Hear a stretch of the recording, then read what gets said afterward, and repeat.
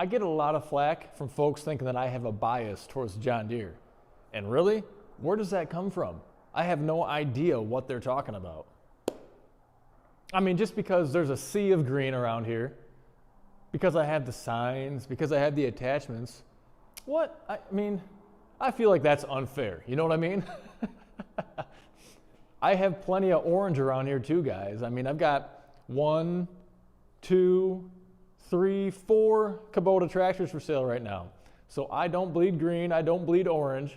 Well, maybe I bleed a little bit of both, you know, but today I'm going to tell you the things that John Deere screwed up on various models that they have out right now or they've had out very recently. I'm going to tell you the things that they got wrong, what they need to fix on the next generation. I do want to give credit where credit is due, so I'm going to make sure to point out a few features as well that they have fixed or improved over the years, and I'll let you know about those as well. Hey, and you know the drill. If you haven't done so yet, hit that subscribe button below. It's right underneath there, completely free. Make sure you read the description as well. A lot of links in there. Go to my Amazon store, to my website. Lots of good attachments, accessories. I can help you with a tractor, with an attachment, put together a whole package, help with delivery and financing too. I had to get down on ground level for this one, but I'm telling you, these manufacturers don't think enough about underbody protection, okay? Skid plates of some kind, routing things, hoses, wires, lines, all that stuff in appropriate manners. And I think they give it some thought, okay? I just think that they could do better, or at least offer perhaps like an off-road kit, But let me show you what I'm talking about. I mean, so take a look. So this is the bottom side. So just imagine you're in the woods, in the field, everything else. This is not really, I guess, just John Deere. This is all manufacturers in general. But there's just stuff hanging down, and this is as high up as the Auto Connect linkage goes. You can take it off. If you weren't going to use the mower deck, like I'm actually not going to, so maybe I could just take this off and protect that linkage even more. But let me show you something here. I got to really squeeze underneath. And it might be hard to see, but I actually put a little hole right in that hydraulic filter there.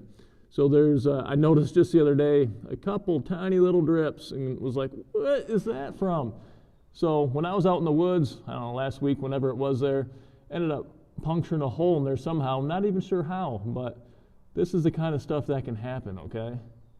One thing I was thinking about doing maybe was having a skid plate made up and it would attach like the mower deck would to this rear linkage here and then to the front hanger arms that are way up there. And then it would just attach and cover everything that's underneath here. I don't know if that's practical or not. Any thoughts? I tell you, for being such an innovative company, John Deere sure makes some interesting decisions sometimes. I think another big opportunity that was missed by John Deere was not offering a factory cab on their redesigned 2 Series. Again, their main competition here is the Kubota B Series, okay? And guess what? The Kubota B Series has a factory cab option with air conditioning and heat, right from the factory, radio, all that kind of stuff. They're just beautiful machines, and I am looking pretty hard right now at getting one of those new LX, either the 3310 or whatever the 26 horsepower version of that is, but I really love that series there, and I kind of like getting the latest and greatest of something and trying it out and showing you guys what it is too. So that's on my list, and you know what? I would consider one of these, except I want a cab, a factory cab with air conditioning, not just heat.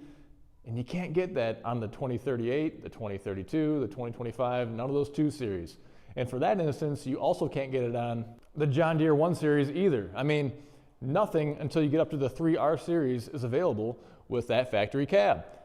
And yeah, I know. I mean, perhaps there's some sort of, I don't know, engine requirement or something else to be able to support the air conditioning. However, I feel like Kubota found a way to do that with their 26 horsepower variant on the B2650. So, maybe this is a smaller frame size, but it's still the same approximate engine size, right? I mean, it's pretty close. I'm not an engineer. I don't want to pretend that I am. I just feel like, hey, let's get some innovation going on here, open up some more market opportunities, and give customers available options. So I just feel like it's a misstep by John Deere. They got to figure out something there, at least on that 2 Series with the factory cab option. Maybe they have something in the works. One of the big gripes for me is the fact that where the heck are you supposed to tie these things down at when you tie it down to the trailer? The tie down points are almost non-existent on the front end of the tractor. I mean, you got to make do. You got to kind of weave and wind your way through the axles or the front frame or underneath the loader and all that other kind of jazz there. The backside's a little bit easier, but still, It can depend on the model, you know, where you're gonna tie off to. There's no just like natural positions, natural locations to tie off on a lot of these tractors, and it blows my mind. I mean, same can be said, again, this is a 2 Series right here, an older style. There's just not great tie-off points. You get back here and you can see one spot on one side where perhaps that's a good spot, but that's it. That's just one location there, you know, and this is the redesign series. Again, we're taking a look down here. I mean, you gotta weave and wind your way in there somewhere, and it's just kind of a pain in the butt. Give us some hooks or some locations there where we can tie onto. It just makes life a lot easier. Now, once you get up to the 4 Series, for instance, like this 40, what is this, a 4052M, you can see it right here, and you got another one. You can see right there as well. Okay, good tie down points in the back. I use those a lot. And then interestingly enough, I don't even know if this is what it's for. I guess maybe the manual will tell me, but there's one right here. But if you look close on the other side, there isn't one. There's not one over there. There's just one on this side. Why the heck isn't there one on the other side? Come on, guys, get it together. You know, and maybe it's a bigger deal to me because I am trailering tractors all the time. So it's just a pain in the butt. Every tractor is different, where to figure out how to tie it down, that kind of thing. You know, that's my trailer over there, the one I'm using all the time. It just is, it's frustrating, you know? So perhaps it sticks out more to me because I am doing it on a constant basis. I don't think I'm alone in that though. You know, one of the other big gripes that I have and that I think a lot of other folks have are the fact that these don't come standard with LED lights. I mean, is it 1920? I mean, what year are we in right now, you know? One of the cool things, from what I've read, that new Kubota LX 3310, that LX series there, is coming standard with the LED lights on there. I couldn't tell for sure, but perhaps the new 4M heavy duty series is as well. Check out Tractor Time with Tim's video on that. That's a pretty sweet machine also. It looked like maybe it was a part of a standard package that was on there, but I haven't looked in too much detail. Still, these manufacturers need to get with the times, make that stuff standard equipment. I have the same complaint about my trucks. You know, I've got the halogens on my 2017 F250. I do have the LEDs on the 2018 F350, but still, it's not standard equipment. Yeah, there's a downside to LEDs, right? I mean, on my way back from my hunting trip in Montana, you know, snow and sleet and everything else, and those headlights just got covered in ice, you know, and visibility got harder and harder. You had to get out, clean them off because there's just not that heat generated to melt off the ice buildup that's on there. However, I'll take that visibility, that increased visibility you get with LEDs for the other 99% of the time that I'm using them anyways, and same thing on a tractor. So fortunately, you can update the bulbs at least to get LEDs, and I have done so. I've made some videos all about that. You can update the bulbs in these lights to change them to LEDs very easily. The same thing with the fender lights that are on here on all the different John Deere models, some Kubota models as well. So make sure you check out my Amazon store because I do have a lot of information on that. What you're staring at here is the classic style of John Deere 2025R. Believe it or not, there's 2 different versions of the 2025R and they're completely different. So typically when you think of a redesign, when you're thinking of the same model, think of a vehicle, you know, like an F-150 or something. Typically what they're doing, they're improving all the specs all around the board, you know, the capabilities of it, the features, the comfort, you know, the engine size, the torque, all that kind of stuff, right? Well, one of the confusing things that John Deere did, yeah, they improved the layout of it, the operator station, that kind of thing, but they went from taking a 2 Series loader like this H130 that's right here, and they downgraded it to the loader that's on the John Deere 1025R, the subcompact. So if you're thinking what I'm thinking, how does that make sense? You know, clearly they were trying to fill some sort of a market void. You know, I'm not gonna say it's not a nice tractor because I think that it's nice, but understanding what it is, what it used to be, and it's provided a lot of frustration. I've had a lot of phone calls from folks looking to trade those back in because they are very unsatisfied with the small loader capability. You know, if they wanted a subcompact capability, they'd go get a 1025R. I know some of you love your 2025Rs, the new style, the redesigned version of it, and that's fine because hopefully you went into it understanding what it was. However, it provides a lot of confusion. It creates chaos and misunderstanding and potential bad feelings between the customer and the dealer or the manufacturer, which certainly could have been avoided if they would have handled this whole thing a little bit differently. So in my opinion, that's a pretty big mistake that John Deere made. Guys, so John Deere knocked this one out of the park actually when they redesigned it. This is a John Deere 2032R. You can also get it in the 2038 variant as well. You know, it used to be a very old school kind of just utility type tractor, and they really took it to the next level by completely updating the operator station, some aesthetics, some other things as well. brought it on par with the 1025R, okay, which was kind of the signature tractor there in the subcompact world. One of the huge mistakes that they did, that they missed out on, in my opinion, and I don't think I'm alone in this, they stuck with the high-low range hydrostatic transmission. You know, Kubota, the competition, you know, in the 2 Series here, the B Series from Kubota is going to have that third range, the medium range, so you have high, medium, low. I use that medium range all the time, you know, in my larger tractor. And any tractor actually that I have equipped with the third range, I find myself right in medium almost all the time. There's certain applications where you want high or low, but I tell you, I live in that medium range. If you're not familiar with the hydrostatic range select, let me show you what I mean really quick. So essentially every subcompact and compact tractor anymore are going to have this range lever right here, okay? So you have high, neutral, and low. Again, if it has a 3 range, it's going to have high, medium, and low, and maybe a neutral in between each of the ranges there. Doesn't matter if it's gear or hydrostatic either. So this is what I'm talking about. You've got low, you've got high, no medium. I think it's a big miss on the redesign of the 2 Series.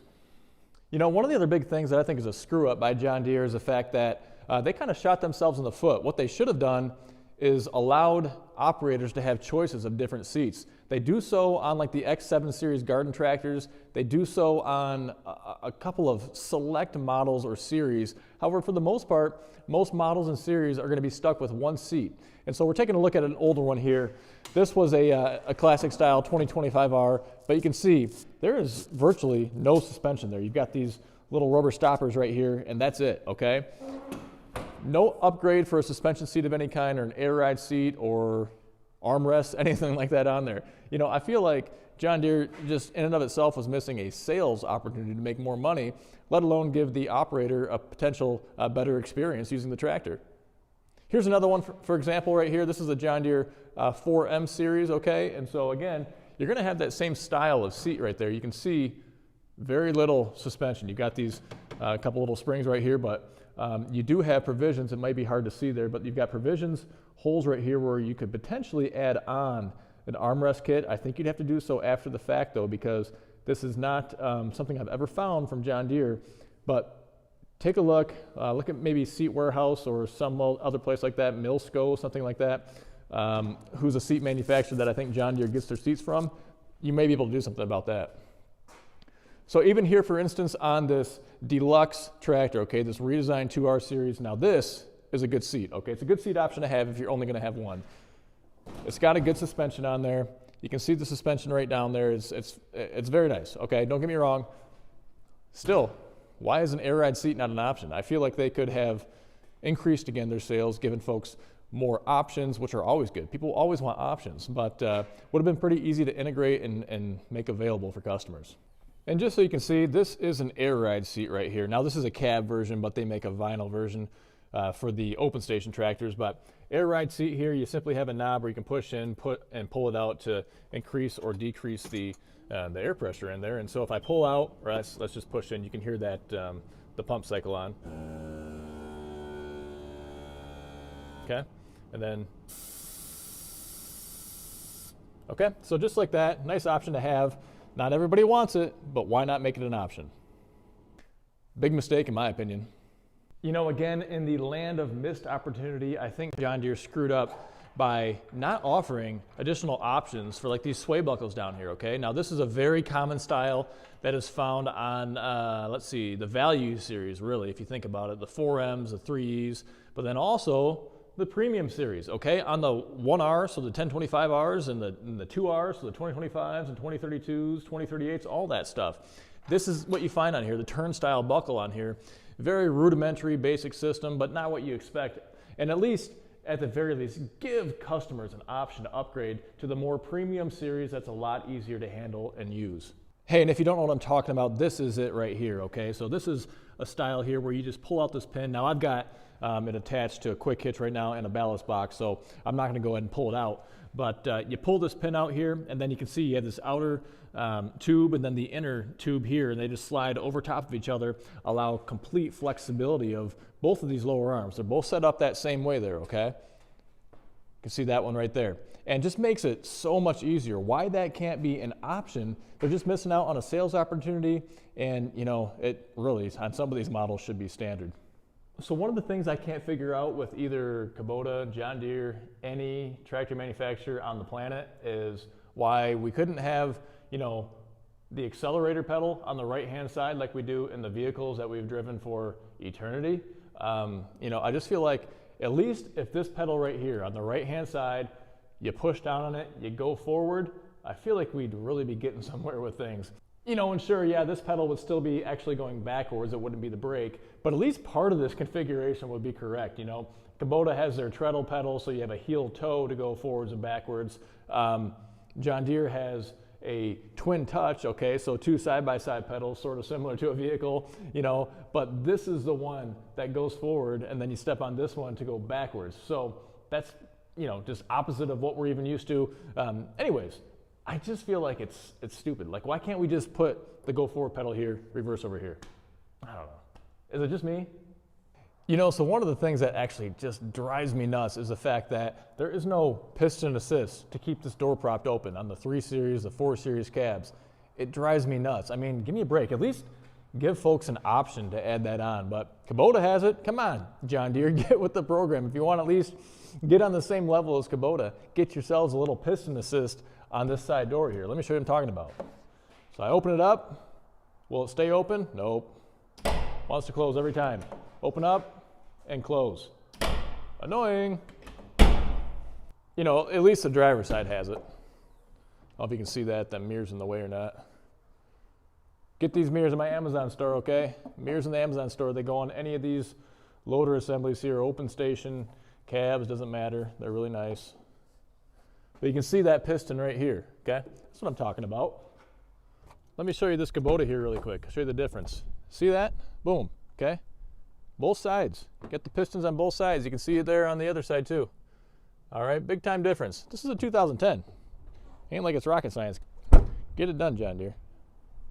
Now, like I said, I want to give credit where credit is due, so I'm going to go ahead and give you a little list now of improvements they've made that they used to not have. They've implemented them now. We're making progress.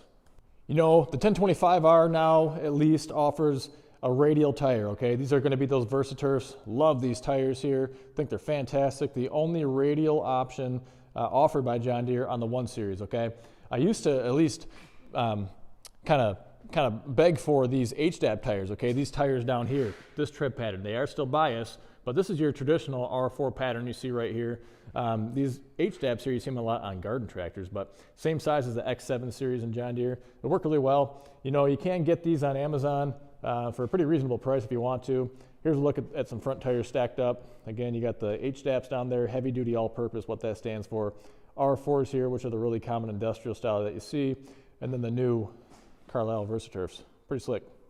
So John Deere did also switch from having one seat that rotated around and swiveled around for their backhoe and had it just reversed back here when you're going to sit on the backhoe like the Kubota does. You have the one seat, you flip it around, and then use the backhoe that way. They do now have a totally separate seat here for the backhoe. You can see it right here. When you take the backhoe off, it's just going to stay with the backhoe unit itself, and then good to go. But I like this setup a lot better. Good job, John Deere. Another good improvement by John Deere is actually these little yellow pins right here, okay? You see one here. You see one over there on the other side as well. And what this means is these side panels now, it's a toolless removal, okay? No tools, no socket or wrench or anything. It used to be you had a bolt and a nut on the back side. You had to get your stuff out and then undo that and take these side panels off. So now, simply what you do is you just turn part way, kind of show you there. See the back side, and boom, pulls right out, okay? And then put it back in, turn, and it's locked in place. Easy as that. One of the great things that John Deere has done is getting rid of the pinned-on bucket. It's no longer even an option, okay? You're gonna get the quick attach standard equipment with the loader, okay? If you get the loader, you get a quick attach bucket. Fantastic. They used to have a version, the D120 loader, for instance, that was pinned on here, meant you couldn't put on something like a brush crusher right here, or pallet forks, or a snow pusher, or whatever else, you know what I mean? So now you have that versatility no matter what you do. You can't screw it up that way. Good job, John Deere. So I don't want you to confuse this with being a factory option, because this is not. This is actually an electric control for an electric grapple I sell by WorkSaver. But the point being, John Deere now offers an integrated third function control kit for the John Deere 1 Series, okay? Long overdue. So you can add that on, then you can add on a hydraulic grapple on here. That being said, It's not cheap, you know, so there's other options out there. And so no, it's not standard equipment, but at least it's an available option, which, believe it or not, for the first, 8-9 years of the 1025R production, it was not even an available option. You had to go aftermarket entirely. So yes, very expensive, but nice to have that available on a premium series. It should have been available a long time ago, but at least it is now. Good job, John Deere. Man, one other gripe I have about these smaller tractors like the 1025R is the fact that there's no drawbar on here. You know, you got that little hitch plate there. I guess you can use that and put a ball on there, that kind of thing, but there's no drawbar on here. So what I'm going to do is put one of these heavy hitch receivers on the back of my 1025R. You simply remove that center flat black plate right there and replace it with this green receiver hitch, and it should perform a little bit better that way, at least for my intended purposes on it. But one of my gripes, especially these smaller tractors, don't have the drawbars on there. At least it is an option on some of the bigger ones, although it's not standard equipment, so make sure you pay attention to that. Up until 2018, I think it was, the old style of 3E. So I'm talking about the 3032E, the 3038E, and then, you know, eventually the 3025E came on board. John Deere did not allow those tractors, or they didn't design them, I should say, to be backhoe compatible. So when they did redesign and update that 3E series there in 2018, they allowed for backhoes to be used on there. So good job, John Deere, making that improvement. That was a big miss originally on that tractor design. Well, that's my list there, guys. You know, I'm sure it differs from your guys' list, but those are the things that I think John Deere missed the boat on. They got wrong, they're doing wrong. Maybe they'll watch this and maybe they'll change. Do you think they will? I don't either, but it's folks like you. You can share that with your dealers, share that, write it right into the manufacturer, you know, send it in to John Deere. Same thing with Kubota. You know, if you have gripes with any of these, you know, there's certain manufacturers that are more receptive to change than others, but they're still trying to integrate those changes in a way that is cost effective. You know, you want to provide a quality product with as many features and options as possible, or at least available. You got to do so at a reasonable price point. If you haven't done so yet, make sure you hit that subscribe button below. We'd love to have you join the party. Give me a thumbs up, thumbs down, leave a comment, and we'll see you in the next one. Take care.